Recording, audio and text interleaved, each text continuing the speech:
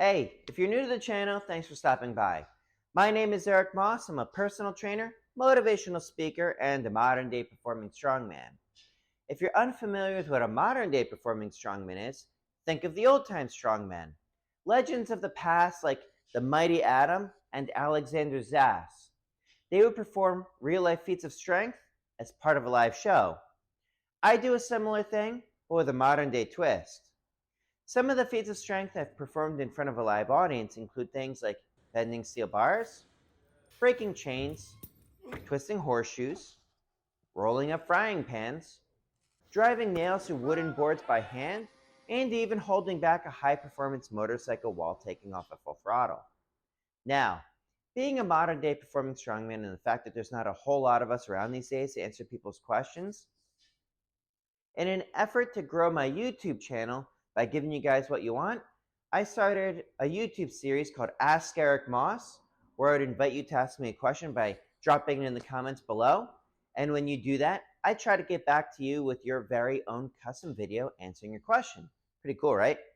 So, this question comes from J. Popgwin. And they said, in terms of pounds of pressure, how would you compare bending rebars to power twister bars? I considered, well, thank you for asking that, Jay Popquin. And I thought about just answering this in a comment because the short answer is, I don't know. I don't really have any experience with power twister bars. And in terms of rebar, I don't really know what the poundage is, which is actually one of the reasons that I wanted to create this as a longer form video. You see, one of the things when it comes to the feats of strength that I do is that it is pretty unpredictable. And what I mean by that is if you go to do a 200-pound deadlift, 200 pounds is always 200 pounds. Now, admittedly, it's like it could be like a little bit off depending on the weights because like it's pretty close, but it's not always going to be exact. But chances are, if you just use the same plates each time, 200 pounds will always be 200 pounds. That weights can change a bit with machines, but that's a whole other story. Now, with steel bars and with rebar, and particularly with wrenches, is there something called variance in materials. And what I mean by that is like they have to bring it to a certain strength standard, but it doesn't seem to matter how much higher it goes. Now, when I'm picking out feats of strength for my show, it's really just an educated guess as to what it is that I can do. I find that carriage bolts are usually pretty close to each other. Same thing with like 60 penny nails. There are some 60 penny nails that are like way harder than others. But with rebar, you know, like you could have an entire length of rebar, right? It could be literally cut from the same bar, and it's harder at certain points in the bar than others. The same thing goes with steel bars and wrenches. It is completely hit or miss. I have no idea going in whether or not the wrench is going to go or not. But that's actually one of the important things from my show is when I talk about sometimes you fail and it hurts and it sucks when it happens, but it happens. And the key is to never quit. Now, with wrenches, this also brings up another speaking point from my motivational speeches. You never know what it's going to be until you try. So, you know, it's like some wrenches will go, some you can't even move with a sledgehammer. And you don't know what's going to happen until you give it a go, and you give it a go hard, which honestly is like many things in life. You might have a goal or a dream or something, and you're going to go after it with guts and gusto. And you don't know if it's going to work. You know, you come up with a pretty good plan, and you hope that the plan works, but you don't really know until you try, and you won't ever know anything until you actually go after it with guts and gusto.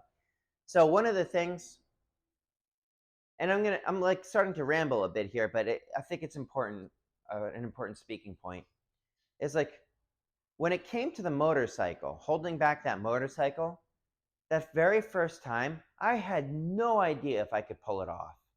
But one of the things that I wanted to do is, well, I should say that I wanted to avoid, is I didn't want to become an old man and sit on my rocking chair, still wondering if I could have pulled it off. So when I went after that bike the first time, I remember on the practice run, the guy shows up with an 800-pound motorcycle, and I'm like, I have no idea if I can hold it back, but I won't know until I try. And it's like I had trained for it, and I'm like, I just hope it works. But there's only one way to find out whether or not it worked, and that's to actually go for it with guts and gusto. Now, in the case of the motorcycle, it worked, and I got some great footage off that.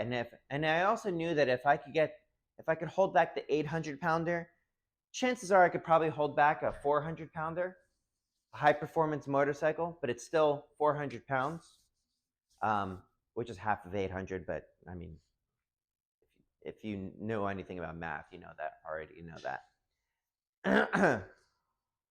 So I mean, like, you don't really know until you have a go. Now with the rebar, I have no idea what I'm walking into.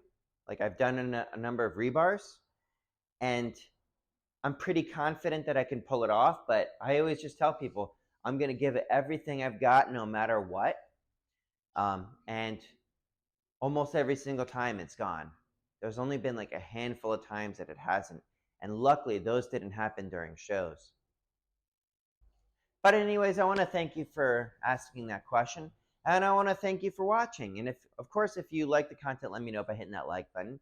If you want to see more of this sort of thing, or you want to see the chronicles from my performances, subscribe to the channel. And if you think anybody should see this, please share it with them. And of course, if you want to support the channel, keep doing the things that I mentioned. And you can also pick up some of the Good For You Coffee Club using my promo code. That helps out the channel. And also, buying a copy of my book helps out the channel. But that's it for today. In the meantime, stay tuned for the next video. But in the meantime, please stay happy, healthy, and strong. Eric Moss, over and out.